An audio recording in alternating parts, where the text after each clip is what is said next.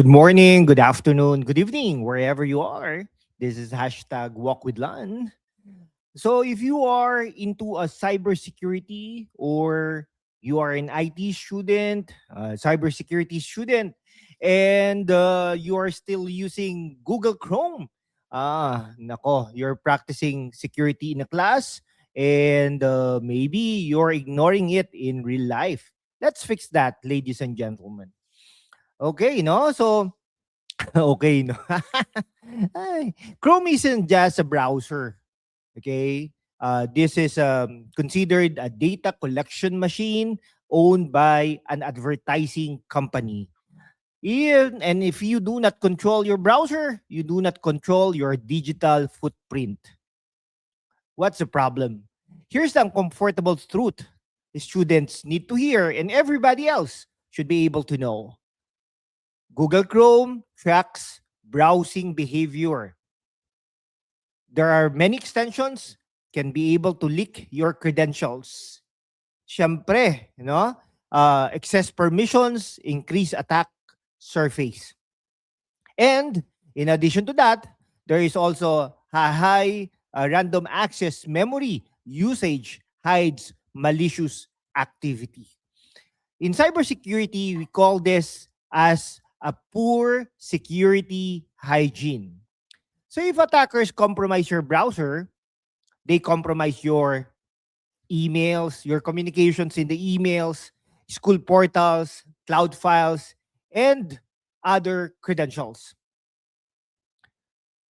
This is the reality check. Most phishing attacks do not start with hacking tools. They start with the browser. They start with the reconnaissance. So if your daily tool isn't hardened, your secure system is already vulnerable or there are some weaknesses or flaws. Siyempre, you are a smart student. Smart students use smarter browsers. So let me just share to you my second screen.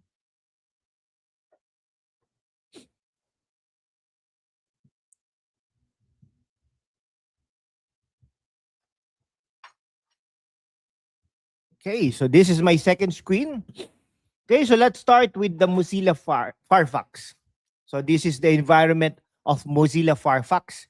What are the characteristics of Mozilla Firefox, my dear ladies and gentlemen? Of course, this is an open source. It's not owned by a private company.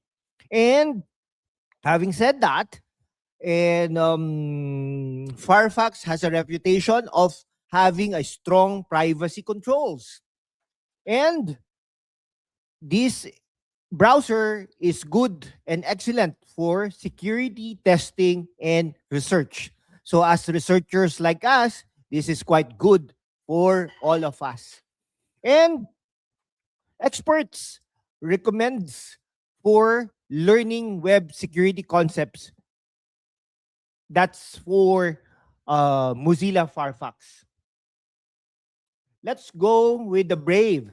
Yan. That's the environment of the Brave. Looking at your screen. So what are the characteristics of a Brave browser? Built-in ad and tracker blocking. So for example here, if you take a look at the lower portion of your screen, it blocks it already. It tracks and block already, and then there is 516 KB bandwidth save. Okay, so there are statistics that this particular browser is offering us. Reduces malvertising attacks, that would lead to spyware, okay, malicious advertising attacks. It will lead to malware attacks as well. And in addition to that, in comparison with the Google Chrome, Brave browser is much of it's much faster, lighter, and safer by default. Okay, so without tweaking the settings of the Brave browser, okay, that is quite safe already, no? And much more if you will be tweaking the settings on it. Okay? Now, of course, I'm telling this to my students. Once you got a new application or a new device, the first thing that you need to do um, is to change the default settings. Okay? All right. The next one is the LibreWolf. No, this is the environment of LibreWolf. Okay? So it's a hardened Firefox. Okay? So if you have the Firefox already, this is much more of hardened. So much more secured in comparison to Firefox. No telemetry and perfect for threat modeling and OPSEC practice. So if you are into cybersecurity, this is a browser for you guys. And it is a direct to the point installing of these applications or these browsers.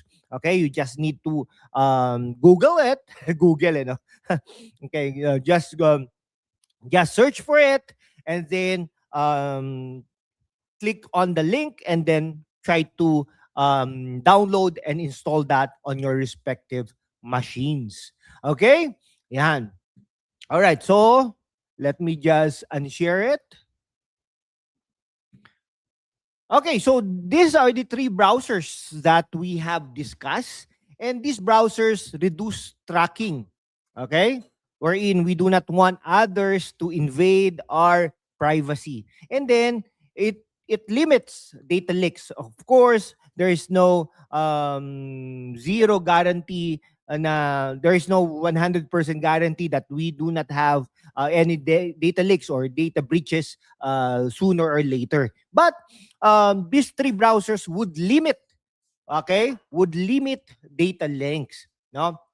And then of course, it would shrink our attack surface, meaning to say, in a way, it could be able to defend our surfaces. Okay, so now, my dear audience, my dear Kawok, cybersecurity isn't just about tools. No, this is not only about browsers. Okay, it's all about habits. Okay, so if you cannot secure your own browser, how can you secure an organization? It will start with us, no, with our routers, with our devices, and then of course with our browsers. Okay, now this is the challenge, no? This is the challenge for you, my dear audience and my dear students. Switch browsers for 7 days. Okay? Audit your extensions. Not because there are many extensions that could pop up or installed on your browsers. No? Review permissions. Okay?